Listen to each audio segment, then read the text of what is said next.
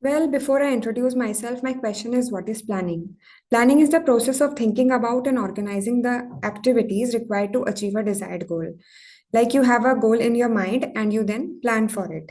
Treatment planning is a very important topic for any field of dentistry, but I will be discussing about treatment planning, particularly for orthodontics. I am Dr. Rishabha Bharadwaj, currently working as an associate professor in School of Dental Sciences, Sharda University. These are my contents. Introduction: what is the need for treatment? What are the goals of treatment planning, objectives, principles, timing of treatment planning? What are the different factors in choosing a specific treatment plan? Planning space requirements, major issues in planning the treatment possibilities, then the aesthetic considerations, reducing the uncertainty in planning any treatment. What are the maturational and aging changes? Then comes the orthodontic triage, developing a problem list, steps in planning comprehensive treatment, Moyer's treatment planning, and treatment planning in special circumstances. Okay, introduction. Orthodontics is not simply an insertion of wires. Establishing specific treatment goal is an integral step in orthodontic treatment, and these goals aid in determining treatment sequence. As no two people are alike, no two patients are alike, no two cases are alike, no two malocclusions are alike. This definitely warrants an individualized treatment plan. So, treatment plan is important and it should be individual for every patient according to patient's needs and desires. But obviously, treatment planning is always the second step. The first step is always your diagnosis. Your diagnosis should be accurate, and according to your diagnosis, we formulate the treatment plan.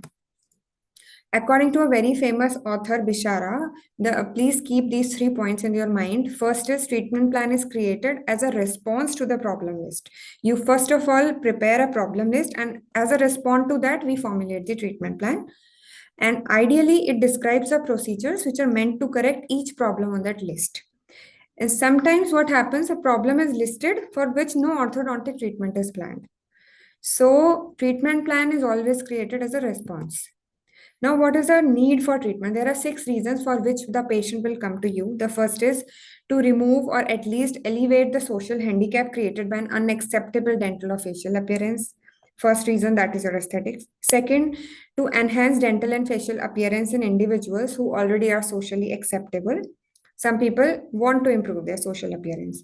Third reason is to maintain normal developmental process as possible.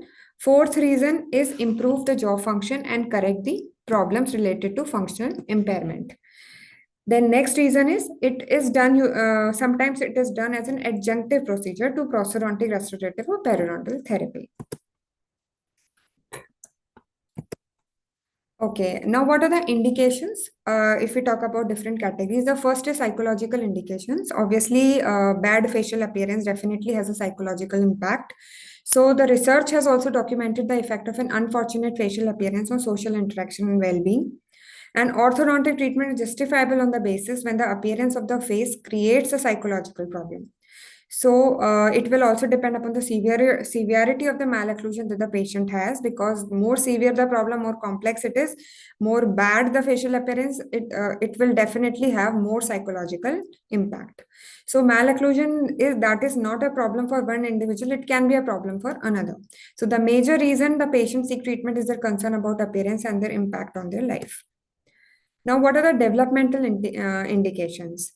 Sometimes there are problems which are related to development of dentition.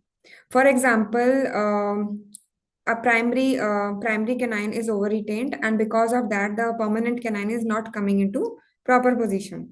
So our this is an indication to remove the primary canine so that the permanent canine will automatically come into place. Instead of leaving it like that, and later on we are treating it orthodontically and pulling it orthodontically. So whenever there is a dental development problem, it should be addressed whenever it is noticed. Next are functional indications. So it is like two ways. Malocclusion, if there is malocclusion, it can affect the function like respiration, chewing, swallowing, speaking. But on the other hand, there are certain functional adaptations which can be an etiological factor for causing a malocclusion, and it can affect the growth and development of the patient.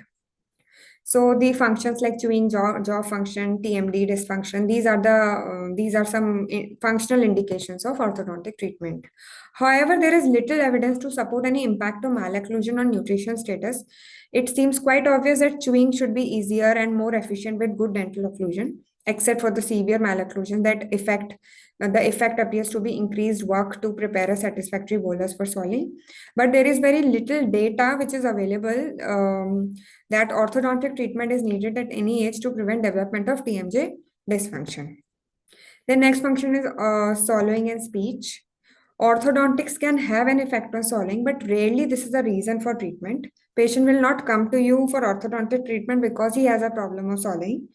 You have to identify the problem by yourself, and you have to treat it accordingly. Like patient can come to you with a problem of bad facial appearance, but uh, you have to identify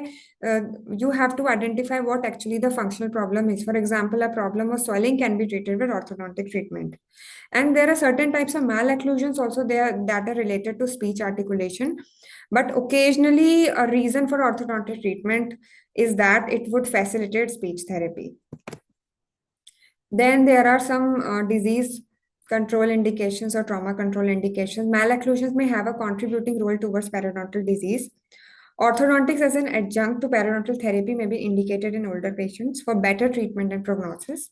Contact of lower incisors on the palatal mucosa or the upper incisors with the mandibular interiors can lead to loss of soft tissue and periodontal defects. So there is ample evidence that protruding incisors are more likely to be damaged.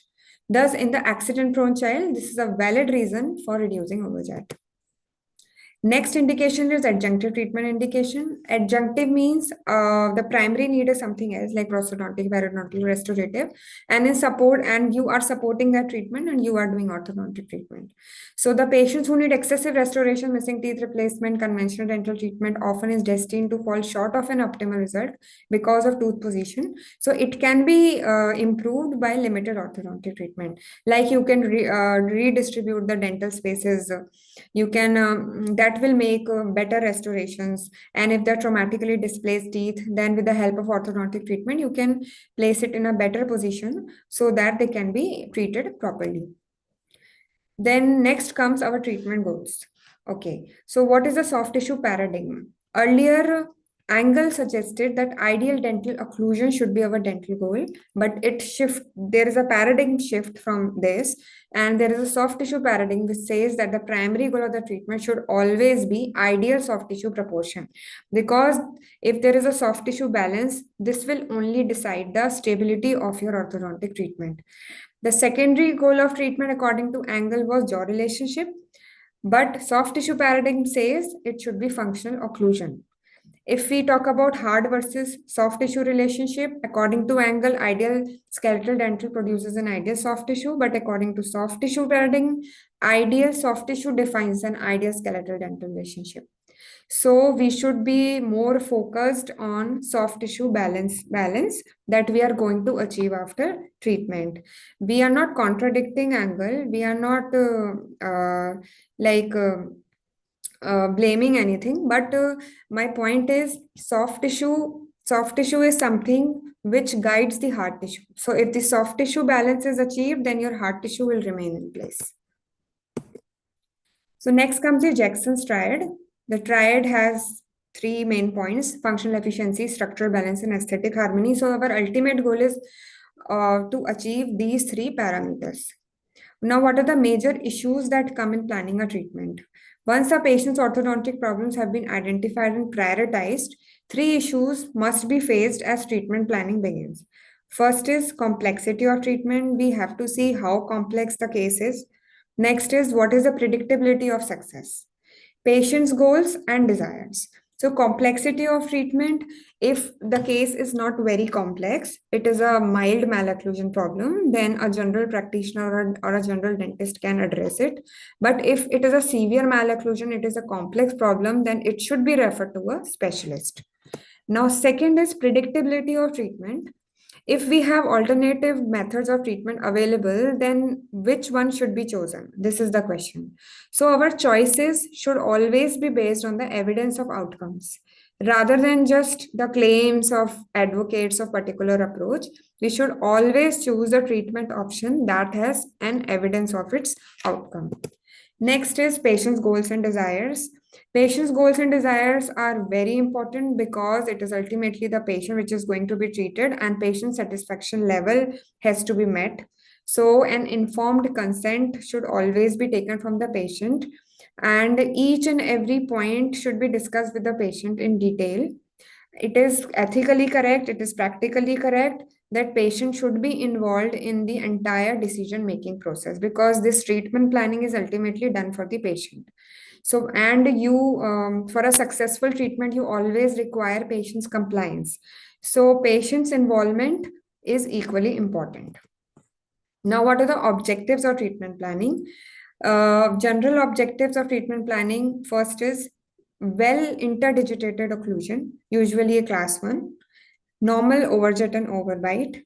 We, we object for coincident midlines, coordinated dental arch forms, proper occlusal guidance, periodontal health, temporomandibular joint health, balanced facial and dental aesthetics, and normal function. These are our objectives of treatment planning. These were the general objectives, like for every treatment. Now, what are the specific objectives for individual patients? According to his skeletofacial appearance, we have certain skeletofacial objectives for that particular patient: soft tissue profile, occlusal plane level, midline position, transverse dimension, vertical anteroposterior relationship of the incisors, and vertical anteroposterior position of the molars. Next comes the principles of treatment planning. Orthodontic treatment can be justified only when it is reasonable to expect that a worthwhile and a lasting improvement in dental appearance or health of masticatory system will occur. So, whatever the reason for seeking orthodontic treatment, the result should be functionally acceptable. Premature contacts, non-working side contacts, or other potential causes of occlusal dysfunction should not remain. Ultimately, you have to leave the patient in a stable occlusion. Incompetent orthodontic treatment always creates some kind of occlusal anomalies, and it will leave the patient worse off. So it is not acceptable to deal with post-treatment occlusal functional irregularities in mixed and early permanent dentition by grinding of teeth.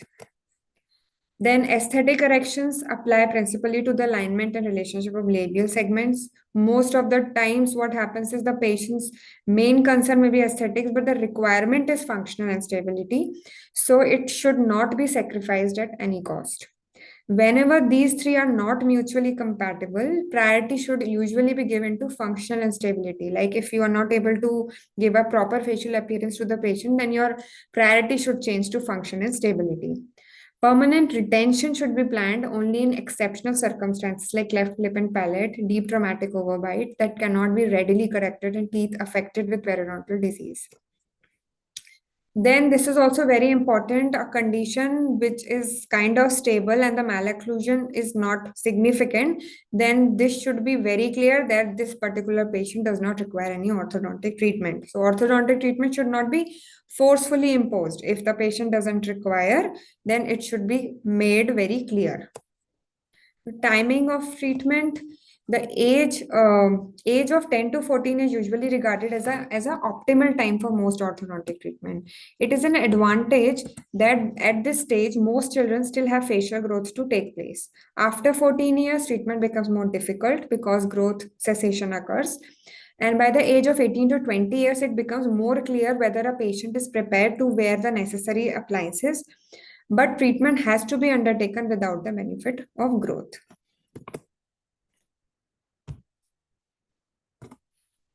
Okay, now what are the factors? What are the factors to be considered for treatment planning? The type of tooth movement required, the growth potential is very important, oral hygiene status of the patient, cost of the treatment, retention, and courage.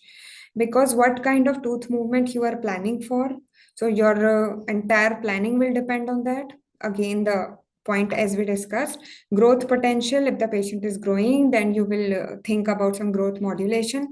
If the growth cessation has occurred, then you will think about surgery.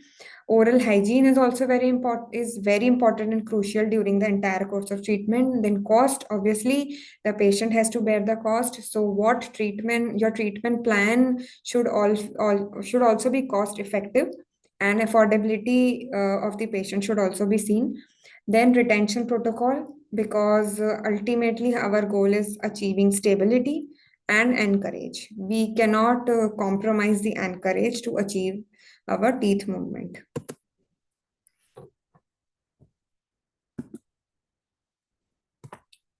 Okay. Planning specifically for certain conditions, for every millimeter of retraction, like 2 mm of space is required. This is important. For every millimeter of decrowding required, same amount of space is required for alignment. For every millimeter of derotation of anterior teeth, same amount of space is required. And for every millimeter leveling curve of SPE, approximately 1 mm of space is required. So please remember these 4 points when you are planning a space requirement. Orthodontic triage. Okay. Now, first of all, what is the meaning of this word triage? It has come from a French verb trier, which means separation. So, what does it mean? It is just prioritizing your patients. Like some people have severe malocclusion, some people have mild malocclusion. So you are kind of separating those patients, the severe ones in a different category and the mild ones in a different category. So our main aim is to separating the patient and then prioritizing their treatment needs and planning accordingly. In military and medical emergencies, this triage is the process which is used to separate casualties by the severity of their injuries. So its purpose is twofold. First is to separate the patients that can be treated at the scene of injury from those who need transportation to specialized facilities, to develop a sequence for handling patients. Those most likely to be benefited will be treated first. So you have to prioritize your patients list, and you have to see this particular patient should be treated only by the specialist, and these are the less severe problems. So a general dentist can handle those problems. And then sometimes there are malocclusion which are not very significant, so they does not require the treatment at all. Since orthodontic problems almost never are an emergency, so the process of sorting by their severity is analogous to triage in only one sense of the word. So the two questions. The first question is whether the orthodontic treatment is required or not. Second, who should do the treatment? If the problem is less complex, a general dentist can handle it. But if the problem is complex, then appropriately the patient should be referred to a specialist. Now, what are the steps in treatment planning? The step one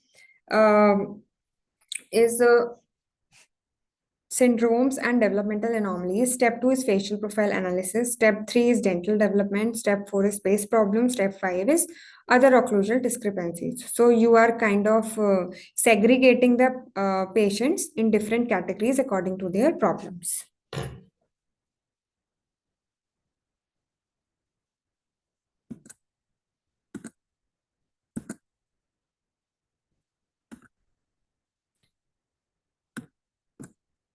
Okay, so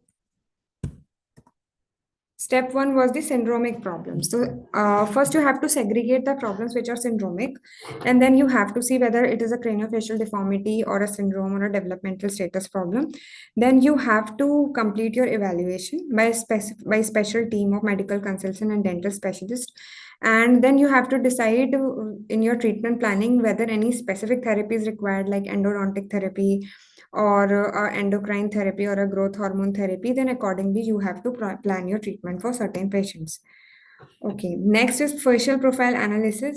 In facial profile analysis, again, you are addressing the anteroposterior discrepancy. So if there is a class 2 problem, then you have to address it. Like you can delay it until the patient reaches to his or her adolescence. If it is a class 3 problem, it should be with maxillary deficiency, then you should treat it as early as possible. But if it is a case of mandibular prognathism, then your planning would be different, because the growth of the late growth of mandible will continue. So the facial profile analysis will guide you to plan the treatment accordingly. Okay, next, the facial disproportions. Facial disproportions, you have to see whether the patient has an asymmetry or there are certain permanent missing teeth or enclosed permanent teeth or there's a failure of eruption. Supernumerary teeth, which is complicated by position or number. So you have to decide whether you have to extract or surgically reorient the teeth for orthodontics, or a transplant is required, or you have to do some permanent teeth drifting, or you have to extract the supernumerary teeth and other teeth. Then space problems, again, you have to assess how much space you need to correct the malalignment. After doing your space analysis, if you come to know that you need more than 3 mm of space, then you can use certain type of space regaining appliances. But in primary dentition, you have to maintain the space, so you go for space maintainers. Then if you have to create space, then you decide between extraction and expansion. If the space requirement is more, like more than 3 mm, then again you have to manage the space accordingly. Then your tooth movement will come into place, which type of tooth movement is required. So if it is a midline diastema, then you have to go for bodily treatment, bodily movement. If it is a case of severe crowding, then you have to go for extractions. Then there are some other tooth discrepancies. Posterior cross, there are some transfer discrepancies like cross bite, posterior cross bite, anterior cross bite, excess overjet problem. So you have to do teeth tipping with your removable appliances. So you have to look into that. If you are going to treat deep bite problem or anterior open bite, then you are doing the vertical corrections and spontaneous eruption or orthodontic traction, or surgical repositioning is to be decided. So these discrepancies only will guide you, the parameters will only guide you what kind of treatment plan you are opting for.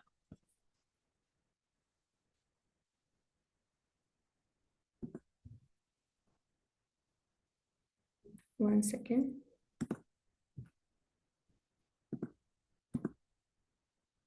Okay. Next are the treatment possibilities. It is very important to, while planning treatment, to consider two controversial aspects. First is arch expansion versus extraction as a solution for crowding. And the second is growth modification versus extraction for camouflage, or orthodontic surgery as a solution for skeletal problems. So whenever there is dental crowding and you have to decide between expansion and extraction, with extraction, loss of tooth or teeth is a disadvantage, but greater stability of the result is likely. For any patient, the decision is value judgment.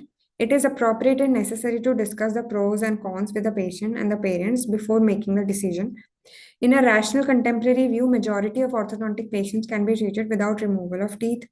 Dental aesthetics, post-treatment stability, and occlusion, these are the key considerations whenever you plan for extraction or expansion. Then next comes the aesthetic consideration. Soft tissue considerations is the most important factor in deciding how much incisor protrusion or retrusion is acceptable. So if the patient has flat lips, then that for that kind of aesthetics, you need more retraction. For full lips, a lesser retraction will also work.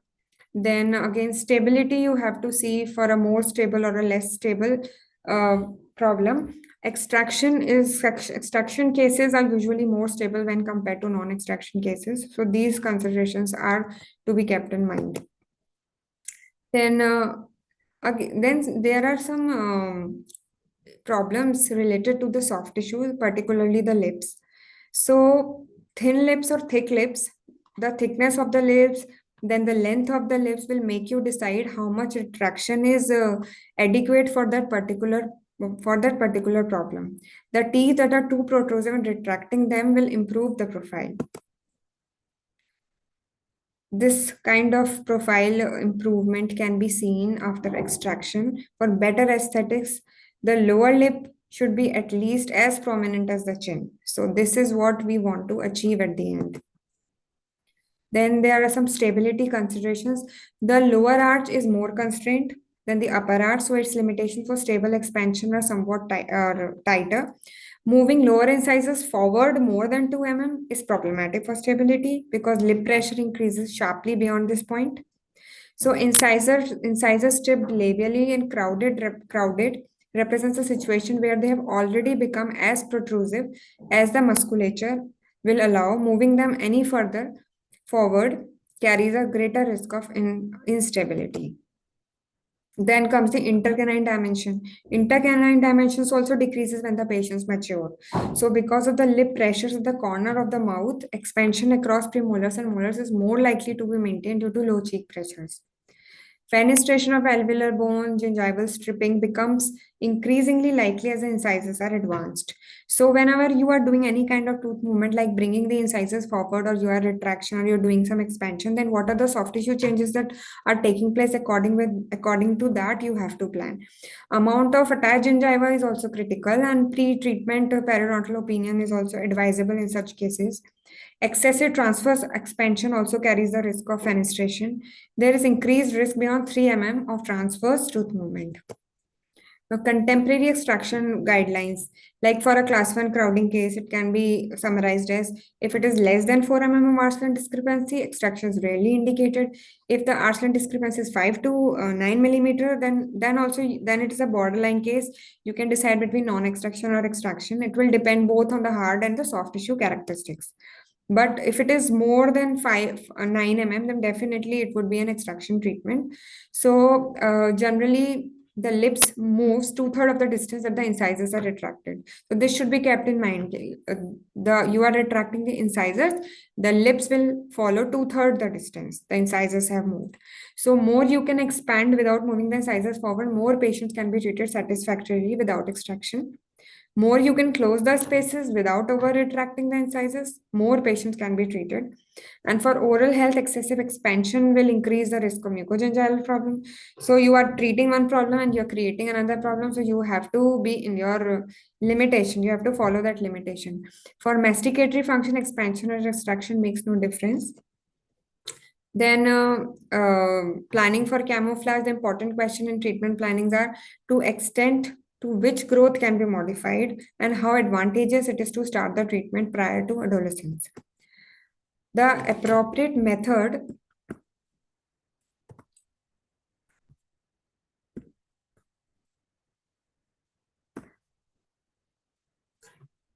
for the transverse maxillary deficiency, the appropriate method to diagnose the transverse maxillary deficiency is by comparing maxillary width to other transverse proportions in the same patient.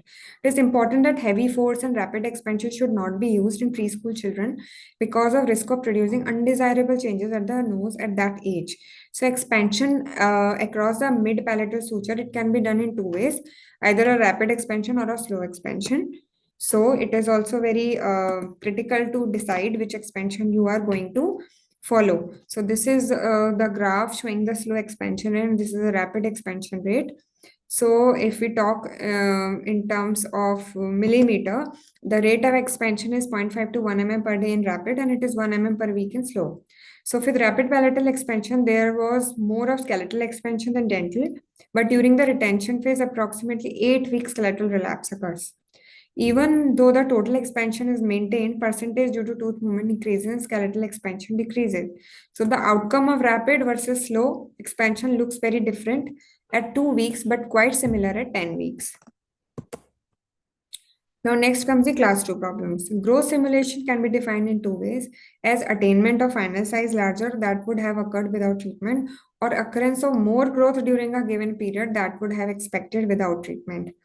Growth modification procedures done with headgear or functional appliances is equally effective and more efficient to do it during adolescent growth spurt rather than to prior to adolescence. Camouflage by tooth movement, skeletal malocclusions cannot be corrected by tooth movement alone, but if malocclusion is corrected and facial appearance is acceptable, the treatment can be satisfactory. This is called orthodontic camouflage. The following three patterns of tooth movement can be followed. First is combination of retraction of upper teeth, forward movement of lower teeth without extraction, retraction of maxillary incisors into premolar extraction space, or distal movement of maxillary molars and eventually the entire dental arch. Then next is non-extraction treatment with class 2 elastics. If forward movement of lower arch is acceptable, a class 2 malocclusion can be corrected with class 2 elastics. The correction achieved is mostly by forward movement of lower arch. This results in a complex convex profile and protrusive lower incisors and prominent lower lip. There is high chance of relapse that can occur. Retraction of upper incisors into premolar extraction space. This is a very straightforward treatment plan. Like you have protrusive upper incisors, protrusive lower incisors, and you go for extraction of upper premolars and lower premolars, and you retract and you do 100% space closure. Distal movement of upper teeth. If upper molars are moved posteriorly, this would correct the class 2 molar relationship. It would provide space into which other teeth can be retracted. But there are two problems. It is difficult to maintain the first molar in distal position while premolars and anterior teeth are moved back. So here comes the role of anchorage. And further, the first molar is to be moved, the more the second and third molars are in the way. So as the first molar moves forward while retracting anterior teeth, more than a half cusp molar correction cannot be expected. The ideal patient for this approach is one with minimal growth potential, a good jaw relationship, and a half cusp class 2 molar relationship. Next are the class 3 problems. Growth modification is just reverse of class 2. Horizontal vertical maxillary deficiency case, a reverse headgear is planned. But two side effects are likely to occur in a case of reversible headgear is forward movement of maxillary teeth and downward and backward rotation of mandible. So if it is a case of mandibular excess, which results from chin cup therapy are not encouraging, downward and backward rotation of mandible occurs, but real diminution of mandible does not occur. Class 3 camouflage, it is possible to correct moderate class 3 by proclining the maxillary incisors and retracting the mandibular incisors, but failure occurs if the patient has a large and prominent mandible. The problem is retracting the lower teeth tends to make the chin even more prominent. So your class 3 will look even worse. Improving the dental occlusion while making jaw discrepancy more obvious is not a successful treatment. So this is the case I was talking about. It even becomes worse.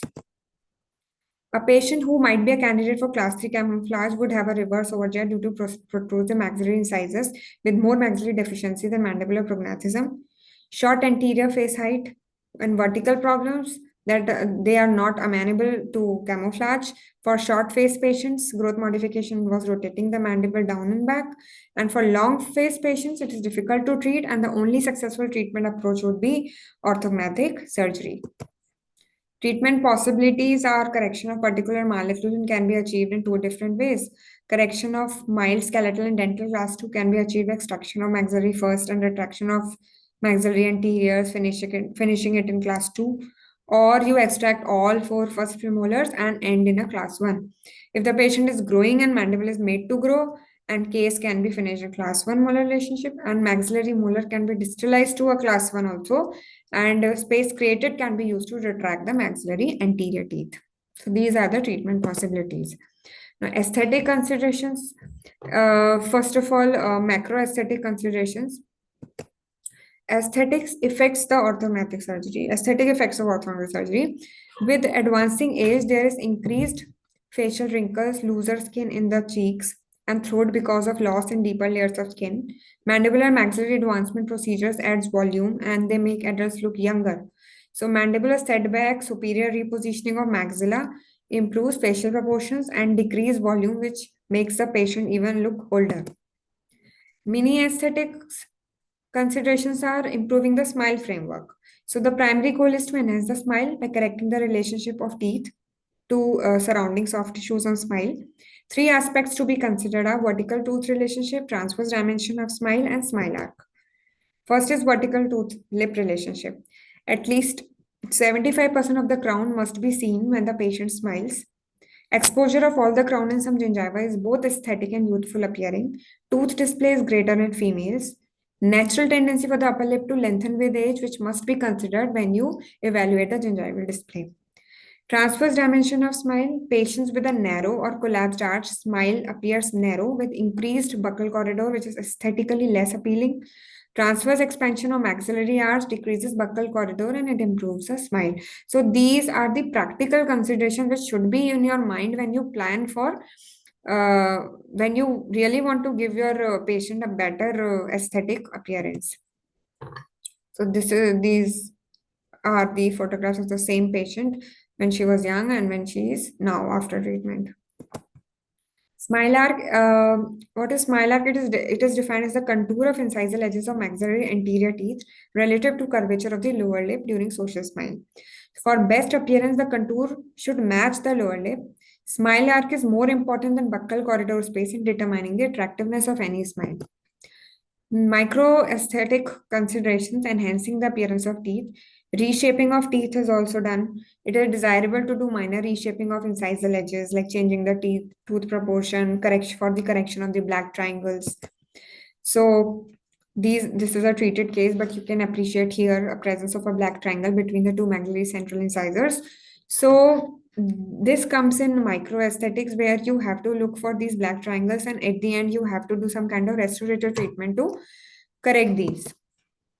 Reshaping the gingival contours is a removal of the excess gingiva, which is required for adequate crown display and improving the gingival contours. Reducing uncertainty in planning treatment. It is difficult to predict how any one individual will respond to a particular plan of treatment, so variability must be expected. In orthodontics, two interrelated factors contribute to variability: the patient's growth factor and effect of treatment on expression of growth. And in the absence of growth, the treatment responses are reasonable, predictable. Then next comes the growth prediction. Repeated methods have been developed to predict the growth and for planning the treatment. Successful predictions require specifying both the amount and the direction of growth. So if we come to know about the direction and the amount of growth left, then we can plan accordingly what best growth modulation therapy is required for that patient. So in this diagram, the landmarks for the vertical and the horizontal pattern of growth are highlighted. It was a template which was given by Burlington Growth Study, which shows different tracks for short, normal, and long phase patients. But it is very difficult to determine which to use for which patient. The major difficulty with growth prediction is based on average changes.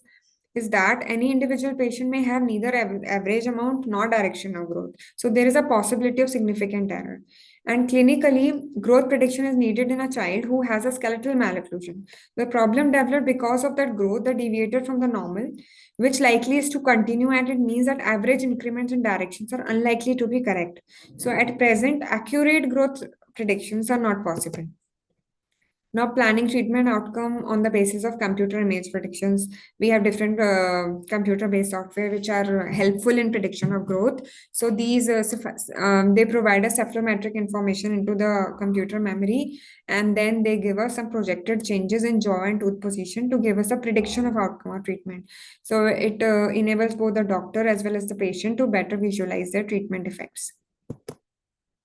These computer images makes the patient understand better what is our goal of treatment, and it actually makes things easy because patient satisfaction level is very important, and if you are able to make him see what are the changes that are going to come, then they would appreciate better and they would cooperate better.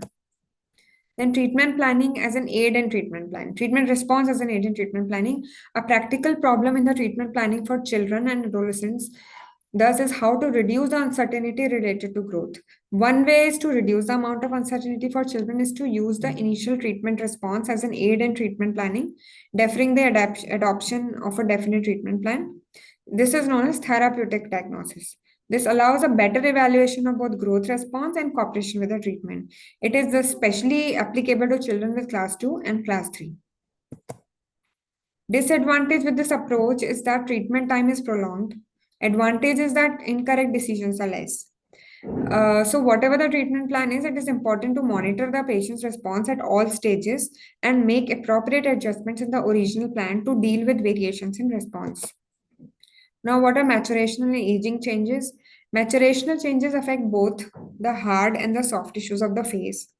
And the jaws as growth continues in adult life with changes in jaw relationship and greater long-term changes in soft tissues.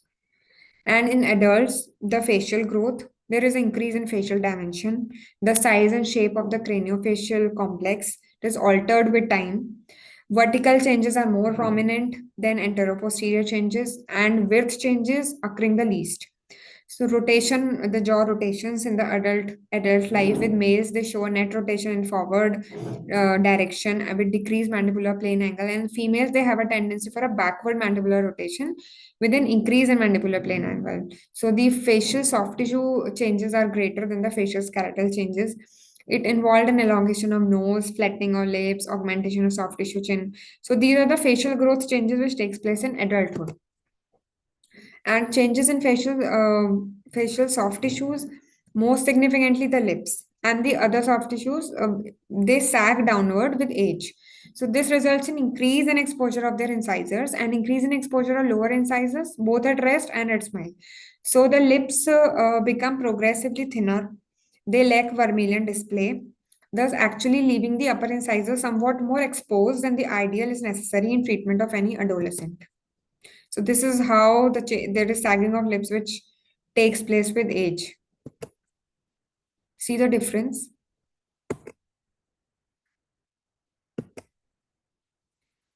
The next, a very important thing is developing a problem list. If positive findings from a systematic description of the patient are recorded, the automatic and important result we get is the problem list. So the problem list includes two types of problems. First, those relating to disease or pathologic process. Second, those relating to disturbances in development that created that malocclusion. Okay, so you develop a database. Your database is derived from three things. First is questionnaire interview, second is clinical examination, and third is analysis of diagnostic records. So you develop a database, and on the basis of that, you develop a problem list. Once you have the problem list, you formulate a diagnosis. The set of developmental anomalies related to malocclusion is the orthodontic problem list, and patient's problem related to pathology should be then separated from the developmental problem so the pathology can be brought under control before the start of orthodontic treatment.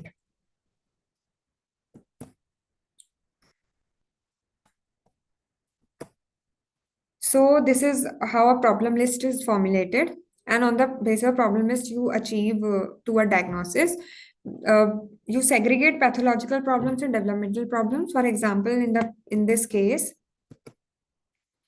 they have formulated a problem list like mild gingivitis, mild gingival overgrowth, hypoplastic area of maxillary left premolar, and developmental problems this patient had was mandibular deficiency, maxillary incisors are tipped lingually, short crowns, moderate maxillary incisor crowding, class 2 buccal relationship, minimal overjet, deep bite, excessive eruption of mandibular incisors. So with the completion of this problem list, a diagnostic phase of diagnosis and treatment planning is completed, and a more subjective process of treatment planning begins.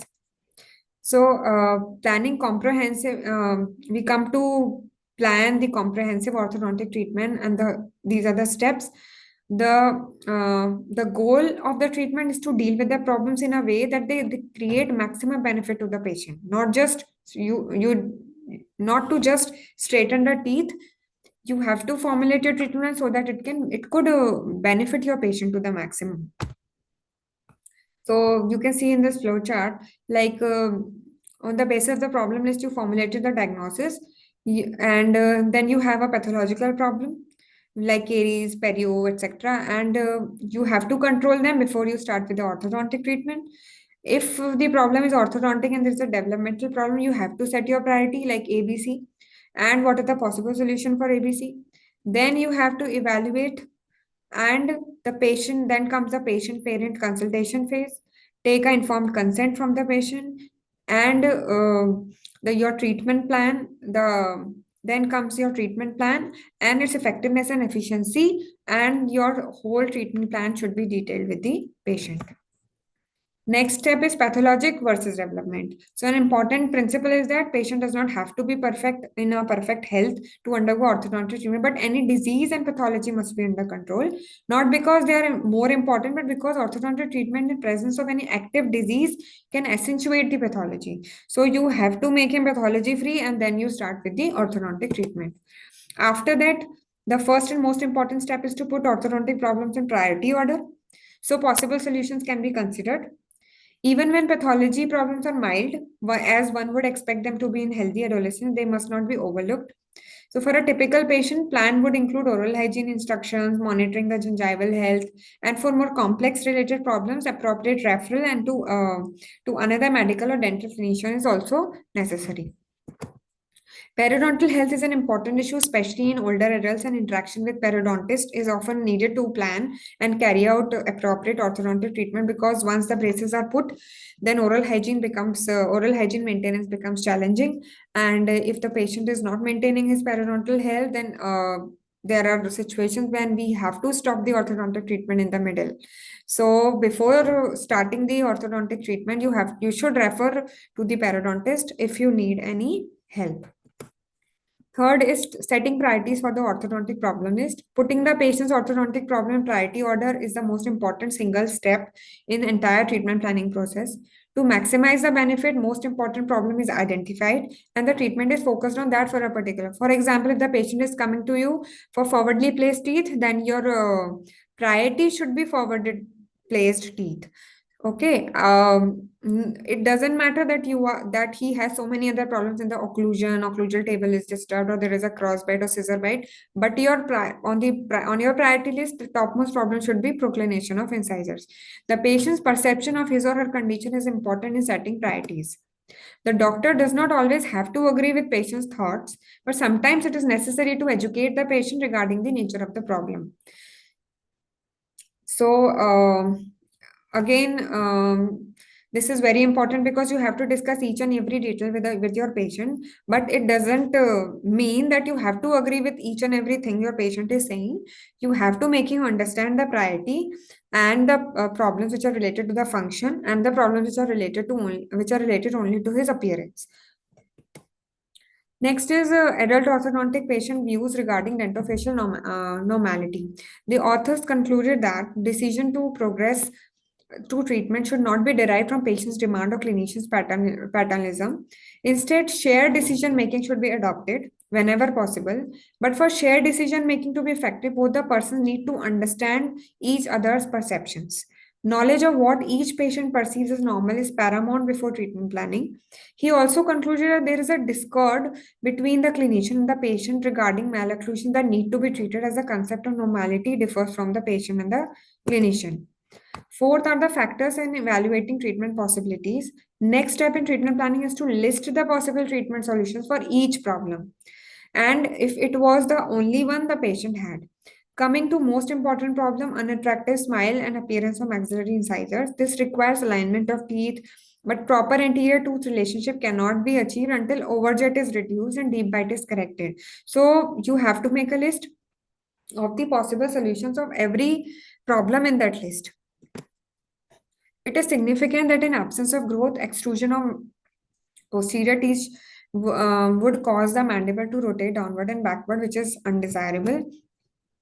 And then compromise. In some patients with many problems, it may not be possible to solve them all.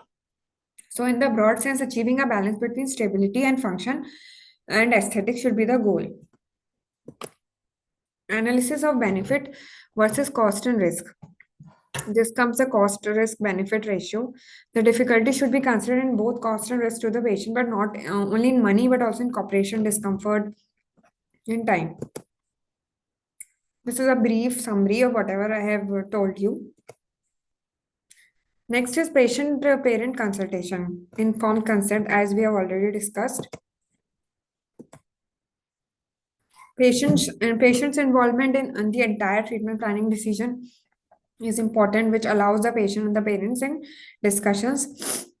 Does not imply that they are entitled to make all the decisions.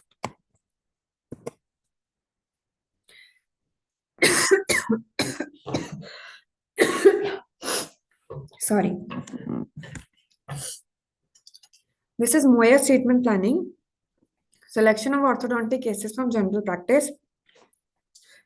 First of all, what is the problem? Then typify it, the treatment, all the treatment options that are available for it, and the most appropriate you have to finalize it, and then how to stabilize it. So the answer to this derived from the 7 questions is that one that follows one another. If yes, then one goes to the next question. That is the role of diagnosis to describe abnormal skeletal morphology, abnormal dentition and occlusal features, and atypical neuromuscular function. Typifying a case does not complete diagnosis, nor does it include every important variable like medical, legal, and vertical aspects of malocclusion, but it helps in screening and grouping of similar cases. Then skeletal plan and availability of space, as we have already discussed. So this is all followed in the Moyer's treatment planning. The treatment planning in special circumstances like cleft lip and palate case. So there are different protocols like Oslo protocol. This is the protocol which is properly given. So you have to follow the protocol. If you're talking about a protocol, then it has to be followed step by step. For Oslo, like treatment should be begun at 3 months of age. There should not be any pre-surgical orthopedics. Lip surgery should be done at 3 months of age in unilateral cleft lip and palate case. Okay, with a Miller technique. In a case of bilateral cleft lip and palate, two-stage straight line technique should be done. For primary closure of alveolar defect, 3 months of age with single layer Vomer flap should be done. If palatal surgery is planned, then 1.5 years of age with von Langenbeck technique should be done. ENT monitoring at 3 years of age, and the frequency should be once a year. Then speech therapy is done at 2 to 3 years of age. Secondary alveolar bone grafting are done at 9 to 11 years of age. So, and then there are different conditions and the clinical features. Like in Down syndrome, we have a patient with macroglossia, microdontia, high arch palate. Similarly, Crouzon syndrome, Treacher-Collins syndrome, Perry-Robin syndrome, Marfan syndrome. So, these are different craniofacial deformities and the clinical features, which obviously we should know. And accordingly, the protocols which are given by people are to be followed step by step. Then the drugs, these drugs we should know which have a significant effect on tooth movement. Like if a patient is on bisphosphonates, then it will decrease the bone resorption and it will inhibit the tooth movement. Vitamin D will increase bone resorption and enhance the tooth movement. Estrogen will decrease, thyroid will increase, corticosteroids will increase. So these are the different factors which definitely affect the tooth movement, the drugs, and the developmental disorders. So at the end, I would like to say that our planning is not optional, and not all the patients are same. So individualized treatment planning is very important for every patient. So we should also think whether this particular patient requires a treatment or not. If yes, then what is his problem list and what are the possible solution to every step? And our careful and meticulous planning is very essential for every dentist, and especially those who are less experienced. So this meticulous planning will only give a better and stable treatment result to our patient.